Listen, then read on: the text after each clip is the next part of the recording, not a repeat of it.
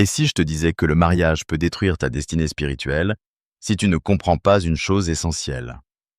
Tu crois peut-être que c'est Dieu qui va te dire qui épouser. Tu attends une prophétie, un rêve, un signe du ciel.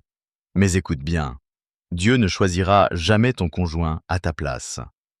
Dans Genèse 2, il est écrit que Dieu a présenté la femme à l'homme. Il ne lui a pas dit « épouse-la ». Il lui a juste dit « regarde, le mariage ce n'est pas une loterie divine, ce n'est pas un miracle tombé du ciel, c'est une décision spirituelle, une responsabilité que Dieu te confie, pas une directive imposée.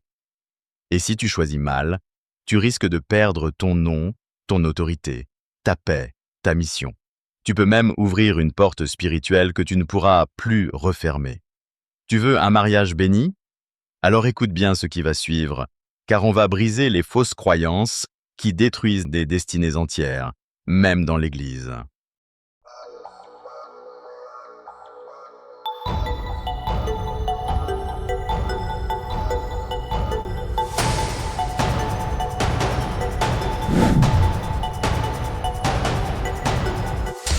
Regardons ensemble Genèse 2, verset 22.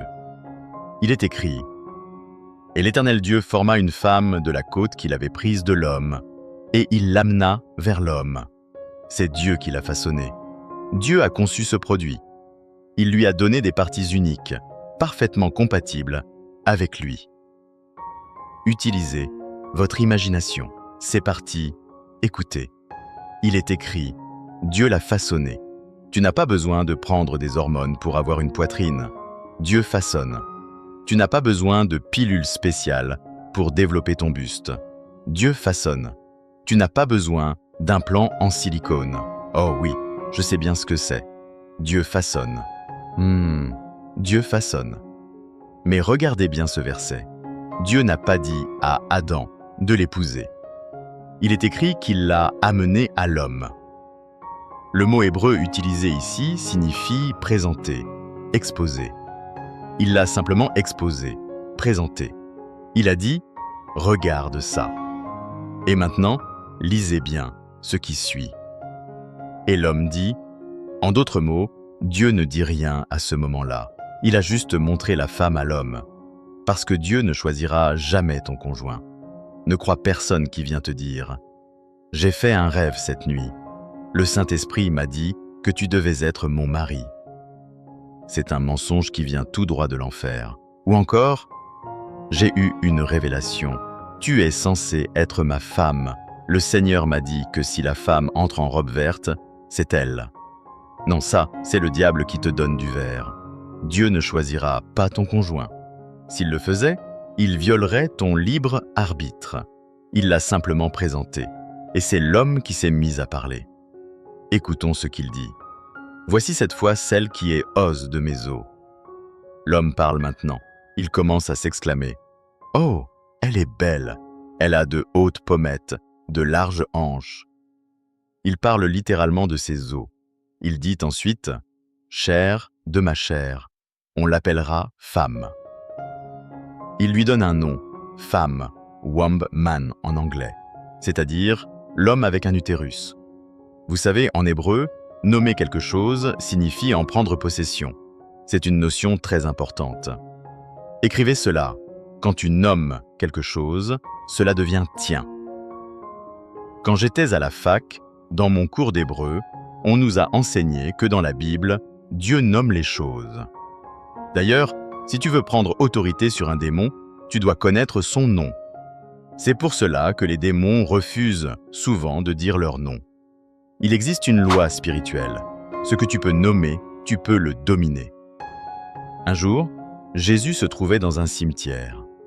Il rencontre un homme possédé. Et la première chose qu'il fait, c'est de lui poser une question essentielle. Quel est ton nom?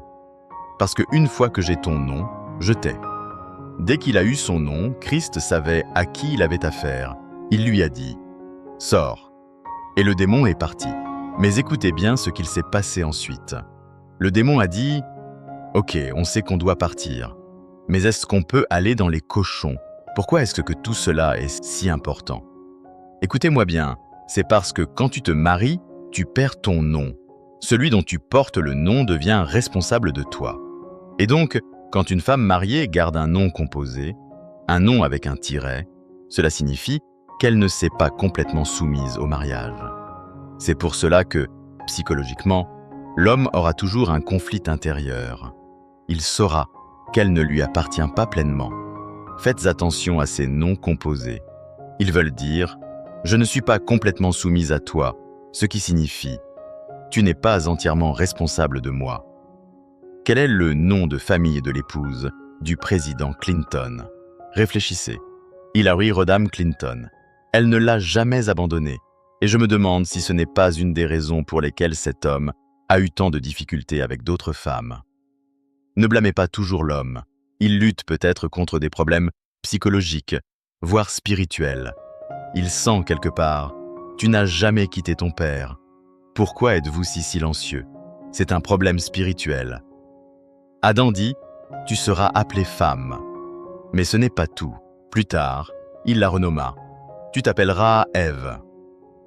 Ce n'est pas Dieu qui l'a nommée, c'est Adam. Celui qui nomme est responsable.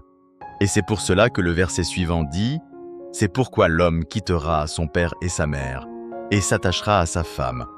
Elle est passée de femme à épouse. Quelle est la différence entre femme et épouse? Le nom. Je ne sais pas qui dans cette salle est marié avec un nom composé, mais je prie que tu changes cela aujourd'hui. Amen.